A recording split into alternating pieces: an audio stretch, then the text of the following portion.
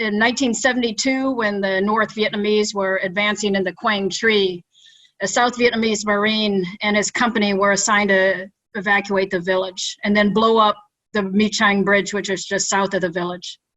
Right after they evacuated the village and right before they blew up the bridge, one last survivor stumbled across that bridge carrying a bundle. And when he went to investigate, that bundle was a baby wrapped up in a towel and placed in a hat.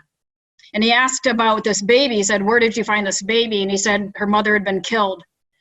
And she was lying along the side of the road trying to nurse on her dead mother.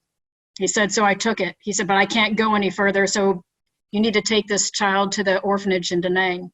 So this South Vietnamese Marine, not anywhere in his mission, commandeered the company Jeep, grabbed this baby, and drove over 30 miles from Quang Tri down to Da Nang. And when he gave it to the nuns at the Sacred Heart Orphanage in Da Nang, they said, "Well, what is her name?"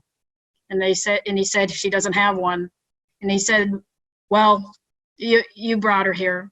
You give her a name." And he said, "Well, I'm going to name her what I was going to name my first daughter." And he said that was Ngoc Bic, meaning precious pearl. A few months later, a U.S. airman who was stationed at the air base in Da Nang did as many service members did during that time, and brought clothes and brought supplies and food over to the nuns to spend time with the children. And one day, those nuns placed baby number 899 into his arms, and he fell in love. And in September of '72, I was fortunate enough to be adopted and brought to the United States to start my new life as a 10-month-old growing up in America.